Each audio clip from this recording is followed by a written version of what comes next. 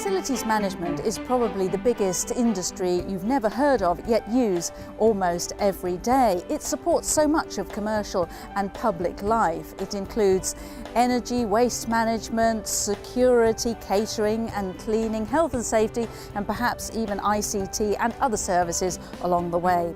In this programme, we'll be talking to FMs about what it is they actually do and why FM is a good career choice. We'll also speak to the Sector Skills Council for FM, Asset Skills. Let's start there. I spoke to the CEO of Asset Skills, Sarah Bentley. Hello to you. Hello there. Now, is facilities management, do you think, now becoming a recognised profession? I think it is slowly becoming a recognised profession. We now are starting to see the introduction of new qualifications, new career pathways for FM that enable people to choose it as a career and develop within that and progress. Now, Asset Skills is responsible for collecting industry data. What do you think are the biggest challenges facing the industry? I think the industry is facing a significant demographic time bomb. Over 51% of the people that work in the industry at the moment are over 45 years old. So we've got a real challenge ahead to make sure we're introducing young people to the sector that want to progress and develop, so those skills aren't lost when those people retire in years to come. Now, what additional help do you think that the industry could do with to really develop the workforce?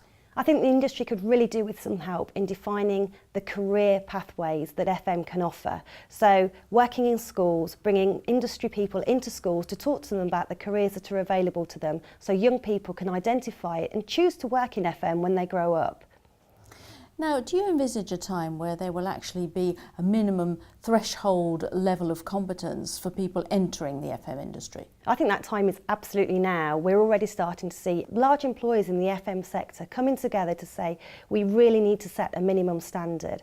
Asset Skills' role is to help define that standard and help develop the qualifications then around that will enable people to progress in FM as a career. Now, what opportunities do you think that FM apprenticeships, and particularly the higher apprenticeships, are bringing? The fact that we have apprenticeships in FM now is fantastic. What we want to do is enable people to progress once they have achieved their apprenticeship, and therefore giving them higher level at 4, 5 and 6, hopefully, working with universities too so that we can bring some of that knowledge into the sector. It creates a huge opportunity not only for those that want to work their way up, but also those entering the sector at a higher level but want to become qualified and trained in that job role. How do you think the government could better understand the demands of the FM industry, which is very dynamic, isn't it? It's growing. I think government just needs to understand the size of the sector more, recognise the contribution it makes to UK PLC and to start to understand that the industry is actually significantly important to everybody's lives, whether you're at home, whether it's the house you live in, your travel to work or the business and the office that you work in too. It's a hidden industry. And we need to sort of come out from the shadows in a way and really start to say, this is important to everyone's working lives and how effective we are in our day-to-day work. The British Institute of Facilities Management is the leading body for FM professionals in the UK. It provides networking, education and information services for more than 12,500 professionals and corporate members. BIFM's CEO is Gareth Tancred. The FM sector in this country is a very large sector. The Marketing and Business Development Report of 2012 suggested that it could be worth as much as 121 billion, and it's growing. It grew by 2% last year. On the other hand, other reports, for example, the Oxford Economic Report last year for the Business Services Association, estimated that core FM was probably worth about £7.5 billion. But when you add on to that the catering, the security, the property services sectors of the market, it could be worth anywhere around about 60 billion. So whichever way you look at it, whichever way you choose to measure it, FM is very big business and is very valuable to the UK economy. So why is it, do you think, that we don't hear more about facilities management? We don't hear much about good facilities management because when things are going well, we generally don't tend to hear about good services and good service provision. It's only when things go very wrong that people tend to hear about facilities. So one of the aims of this film is to promote facilities management and what it does in the UK and why it's such a good career choice for people. How do you think that FM can perhaps compete with more glamorous or better rewarded career options? There are lots of challenges that people can take on in the workplace and they can really make a difference. For example, whether people choose to go into a commercial organisation or whether they choose to go into a hospital or a school, university, there are so many challenges and so many different variables on a day-to-day basis within the job.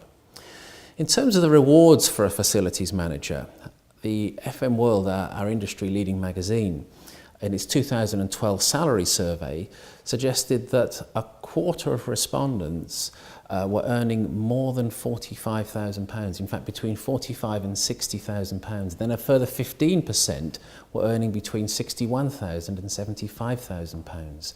So the rewards are there, both in terms of satisfaction in the job and also the financial rewards as well. Now, for people who want to go further in their careers in FM, how does the BIFM support people in career development? Well, we recognise that career development is very important for everybody. So there's a number of things that we do.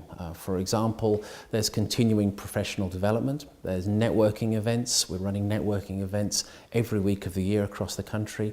There are good practice guides, there's a wealth of information on our website. For people that want a more structured professional development path, well then we have our fully accredited professional development programme. We operate at levels 2 through to level 7, which is a pathway to a master's degree. It's nationally and internationally accredited, and we've developed that with employers across the UK, with the industry. On top of that, if people want career development or counselling, we can do all of those kind of services as well.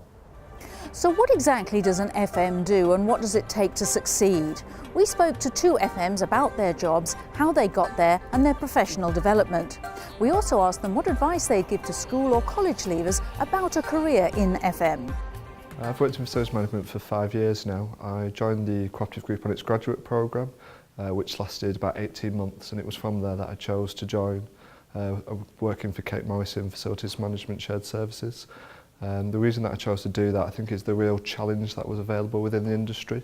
It's quite a young industry, so it's available for lots of career progression. The main skill set for the area that I work within in FM, which is supply management, there's 3 key areas. The first one is having a technical understanding of the role that you're looking into, be that air conditioning or service management. The next one is around being able to build relationships, as FM is as much about people as it is property. And then the third one is commercial acumen, having a real understanding for the service that you're purchasing, the budgets and money that sits behind that, and also the legality is something quite critical. My role is focused in making sure that my internal clients get what service they've paid for and what they need to run their business as usual, so they can focus on their customers. So I sit within various different meetings, working groups and steering groups, often delivering presentations to make sure that my team are delivering the service the business requires. What attracted me to FM was really the diversity within the role and the ability to touch many different areas of the business. The Cooperative is quite a large organisation with many different facets, and being new to the organisation as a graduate, it was difficult to choose which area to specialise within. FM allows me to have a specialism, but also to work across the whole of the organisation. The Cooperative is very supportive through professional development, both on my time with the graduate scheme and within my career as an FM. I benefited such things as supply management training, and also developed leadership skills, which is a group-wide programme that's run. I'd highly recommend working in FM to a young person today. It's a really dynamic, changing industry, really young industry with a lot of opportunities for people who want to work hard. Well, unbeknown to me, I actually fell into the facilities management role. My career started at Office Depot, and I started managing the mailroom operation. And it was only as the years developed I realised that I was within the FM industry. It was my manager that actually recognised me through my negotiation skills with the contract management, and he offered me a position within the newly created facilities department. I look after the secure accommodation contract within Serco. So my portfolio covers 9 sites across the UK, which are mainly prisons and immigration removal centres. So what I tend to focus on is working with the local managers for each of those sites. It also involves looking at the balance sheets, you know, your profit and loss, networking, looking at innovative ways of improving service levels, client relationships. It's a whole array of stuff. People management would be one of the core skills that I feel is important to any FM role. And the reason being is it does focus a lot on the people, whether it be people within your team or the client or the customer, suppliers or contractors. And I think if you can empower the people, involve them. It's all about the inclusion, the engagement about the people. I think, through excellent communication skills, you can get really, really good results. Doors have opened vastly over the past few years for FM-related qualifications via, BIFM or other governing bodies as well, such as, whether you go down the health and safety route for IOSH or NEBOSH. There's many, many qualifications out there, lots of opportunities, I believe. I am currently doing a level 5 BIFM diploma. The reason being is it's going to give me extra skills within my role. I believe it's good professional development for myself. It's something I enjoy as well. There's always room for further learning, and I think this was a good route I chose to kind of move to the next level. At Serco, I've only recently completed a management development program, which involved learning about client relationship, project management, people management. It was a 6-month course, very exciting, very interesting. As I was new to Serco, it was good because I was able to network with different contract managers from different sectors of the business. I'm a huge advocate for further learning. I'm responsible for 106 people within my contract, and I'm always encouraging people for further learning, be it FM specific or any other learning. So FM is clearly a rewarding career choice, but in a competitive market, what do potential employers look for and how do they see the future of FM? The Cooperative Group won the BIFM's Client of the Year Award in 2011 for innovative and value-added FM services. We went along to the Co-op's headquarters in Manchester, where FMs have been involved right from the start. So here we are at One Angel Square, the new head office of the Cooperative. This is a fantastic programme which the facilities management function have been involved in since the outset, which is quite a groundbreaking place to be in as far as the FM industry is concerned. It's not yet finished, as you can probably tell from some of the snags that need to be completed and also the noises that you can hear. But for me, this is absolutely a catalyst for change and driving total improvement in the workplace, which FM is at the heart of. There are many positive qualities which make a good facilities manager. First and foremost, it's about being customer focused. The customer is the reason why we're all doing our jobs. The second is a continual desire to raise the bar in standards. And I think thirdly, and a quality which isn't often recognised, is a commercial acumen. The ability to understand contracts and execute them and get best value out of them for the benefit of our clients. I'm a real advocate of supporting FM staff through professional development, but for me professional development isn't just about technical training course, it's about behavioural competency development as well. There's a lot of opportunities for good FMs to develop in our organisation because that's the beauty of FM as a career choice.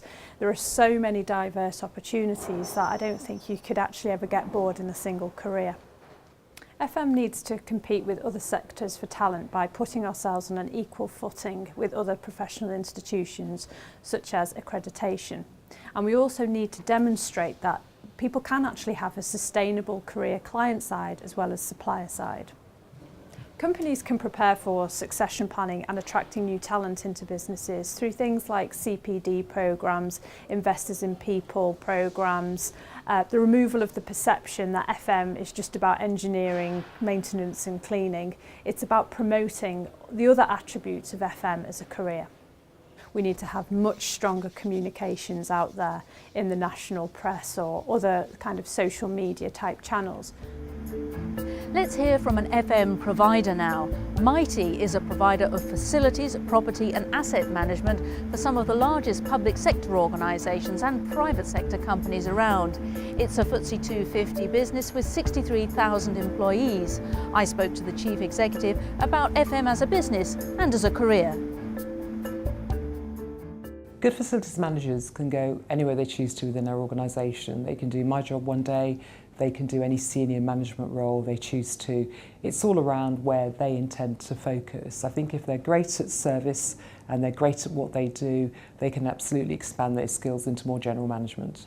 Supporting FM staff in their professional development is incredibly important to me. I think everybody should be given the opportunity to continue their professional development, whether it's in marketing, in finance, in whatever area they choose to specialise in.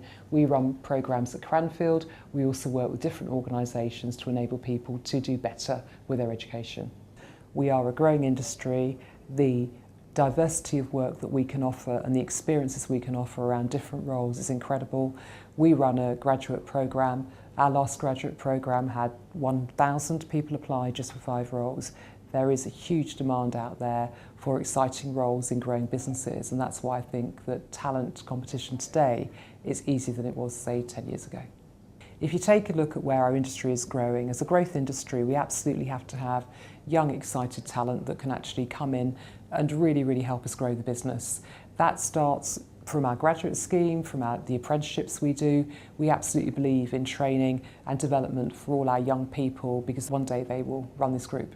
We're increasingly looking at young talent with universities. FM for us is incredibly important to the future strategic direction of our group.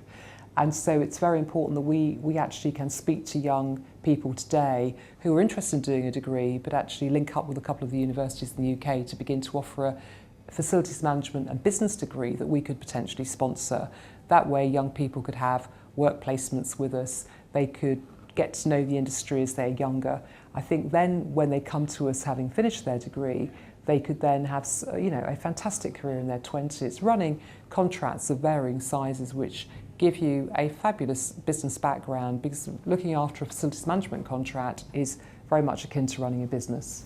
So we've heard from those working in the sector and from employers in the sector, but let's now get an overall picture of the job market from the Specialist Facilities Management Division of Hays Recruitment. Let's talk about overall trends in FM. One of the things that we've noticed over the last 12 months is that salaries have remained fairly flat. While the salaries are remaining flat, employers' expectations of job roles haven't actually decreased. So employers are actually looking at different ways that they can reward employers and encourage them to actually take new jobs on. One of the things that we've seen is a move towards flexible working. We did a survey recently of 200 FM employees, and one of the things we found that 38% of them now have the opportunity to work more flexibly. And within the same survey, 16% of them said that it was something that would be important when looking for a job in future. I would say that within the next 12 months, salaries will remain flat, but the FM market is in a lot healthier position than it was 12 months ago. I think the high-level apprenticeships will attract a lot more people to the industry. I think what they will do to people that are already in the industry will raise their profile, will allow companies to offer an organic and sustained career path, and then it will also encourage people to come into the industry because they can see that they can do something where they can get professional qualifications at lots and lots of different levels and actually progress their careers. In our survey of FM professionals, 82% of them rated training and development as fairly or very important in their career development. So any employer who wants to retain and attract the best calibre of applicants would seriously look at what their professional development programmes are.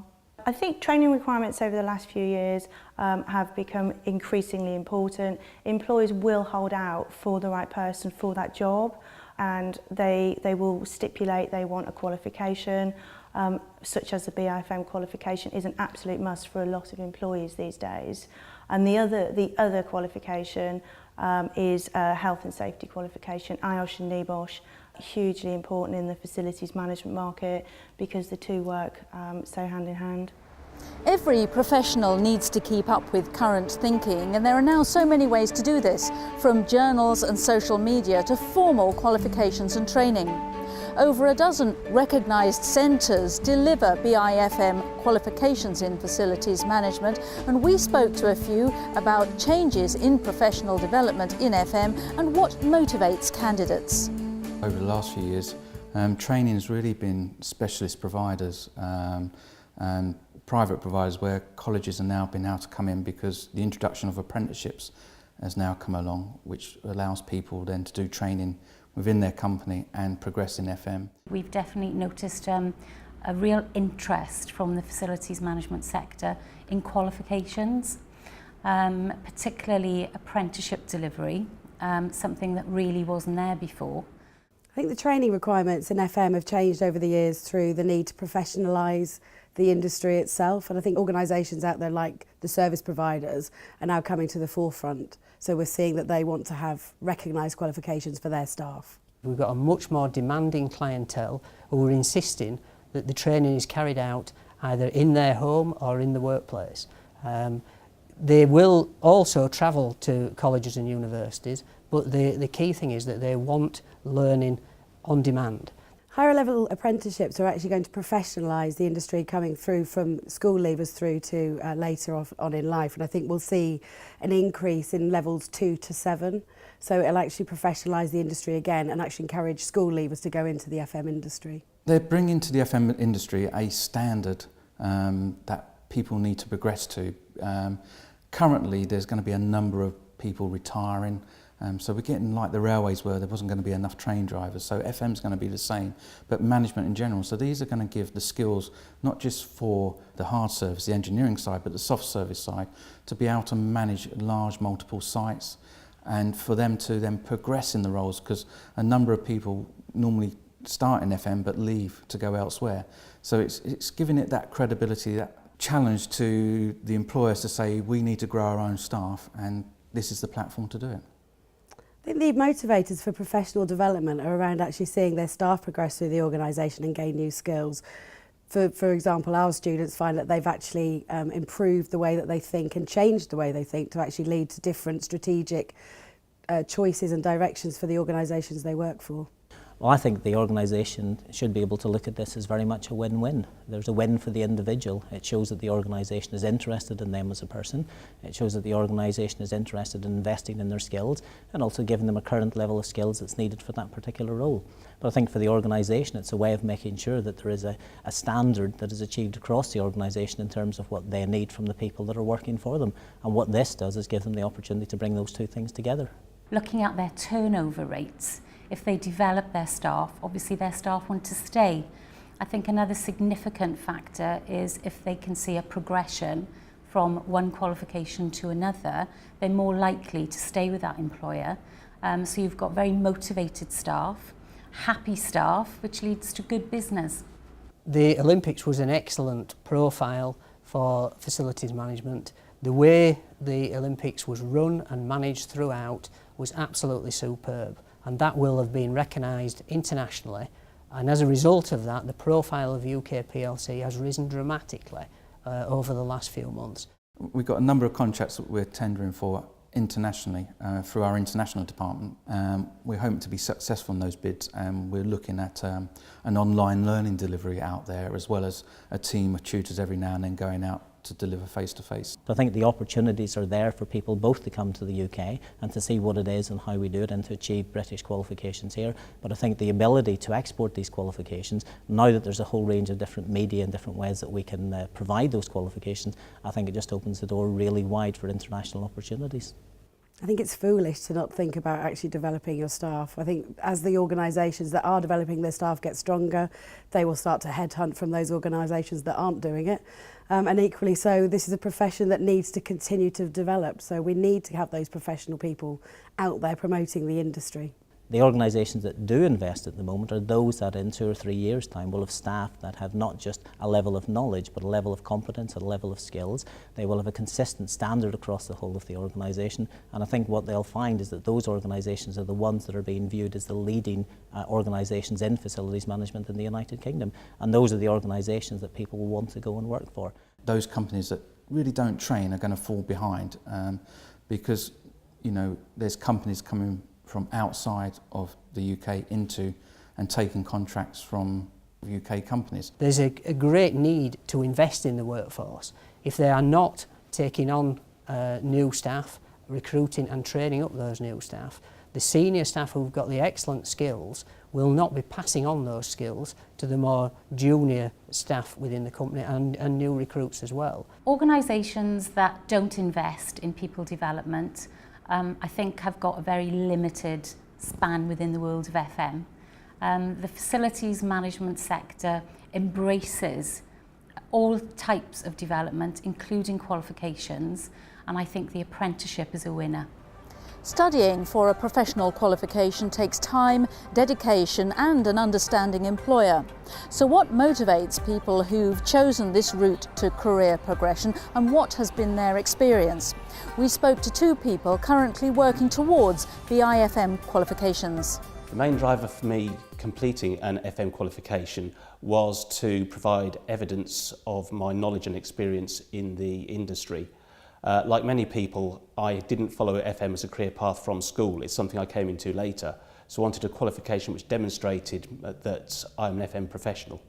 Studying for an FM qualification at a degree level was quite a challenge in fitting the coursework around my day-to-day responsibilities at work. However, it was something which, despite being a challenge, was very enjoyable and also was quite valuable in developing my knowledge. I think it certainly helped build my confidence in my own abilities, also to improve my knowledge base around best practice and how to manage in the industry.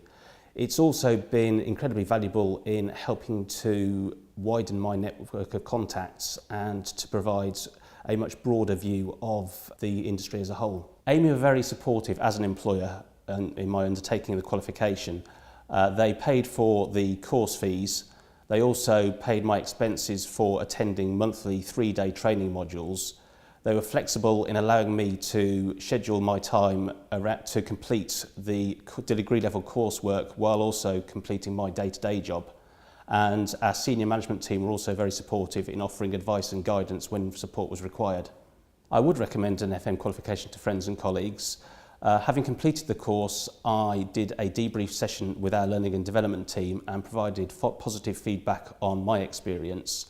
I've also recommended the qualification to colleagues since then. I've actually got a colleague who's undertaking the level 4 diploma at the moment. The main reason for undertaking the FM qualification initially was to give me a more specific qualification in FM. Having spent several years in sort of contract management and general management, I wanted something that was more related to the delivery of FM services. I've been able to bring some real value back to the organisation I work for. I've been able to work with them in developing an FM department within the organisation, and what we've been able to do then is bring all of our services that historically have operated in silos together to operate together and provide a much enhanced service to our students and our visitors. My employer has been fantastic in relation to supporting me. They've funded obviously the course plus the accommodation and overnight stays that have been needed. Having said that, I've also brought back to the university the benefits of undertaking that qualification. So yeah, I think working together has been a real success for the university. I would say to anybody who's going to be associated with delivering FM services that certainly, yeah, do the FM qualification or undertake the FM qualification as against a general business qualification. The principles of FM and how it's applied across the various organisations depending on sector and service is definitely worth undertaking for that. There's a cliche in facilities management that no 2 days are ever the same, but that's one of the attractions of FM as a career.